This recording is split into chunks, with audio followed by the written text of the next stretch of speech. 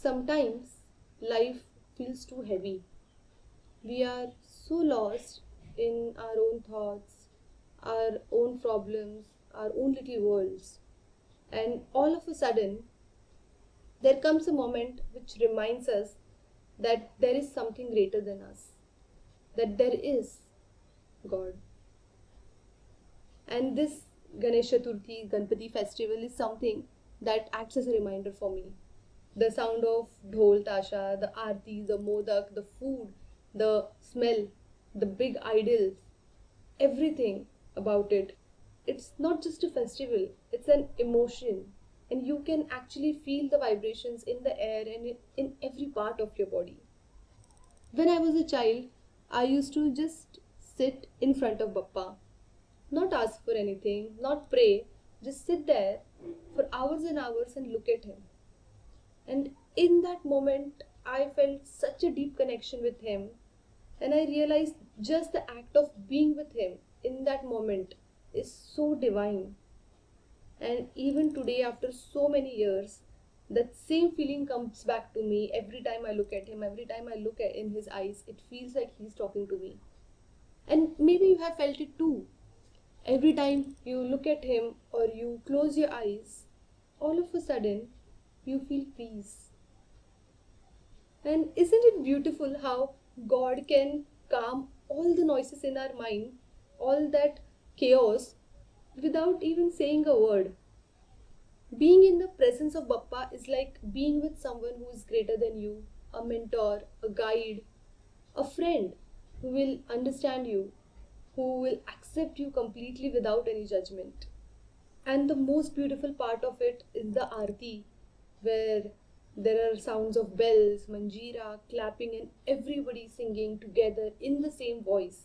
It brings all of us together, and all of us are equals standing there in the crowd, irrespective of our religion, caste, age, gender.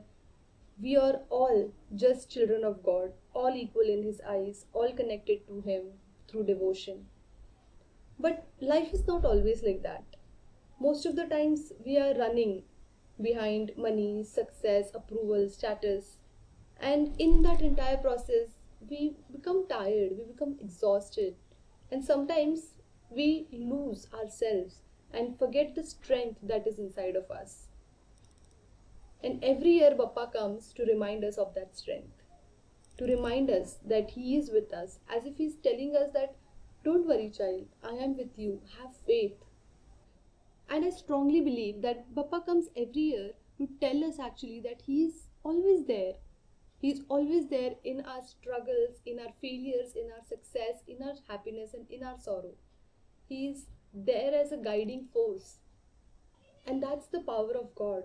He may not always remove the obstacles from our lives, but He gives us the strength to walk through it. I have seen some people in tears during the Visarjan, and some people cry because they are going to miss Papa. But I think some people cry because these were the only few days where they actually felt alive, where they truly felt close to God, and they are just sad that they may not be able to feel this for a long time now. And maybe that's the real magic. It's not in the decorations, the idols, or even the modaks. It is actually in the feeling of faith that no matter how broken life feels, everything is going to be fine because we have Him by our side, always.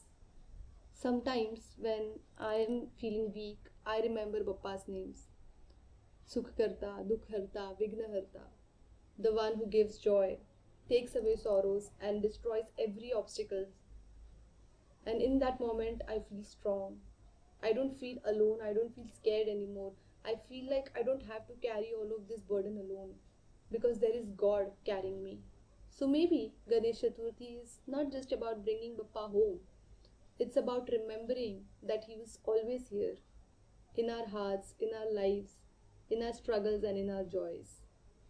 If you are going through something right now, just close your eyes, fold your hands, and take His name, and you will see the burden feeling lighter and hope returning in your life.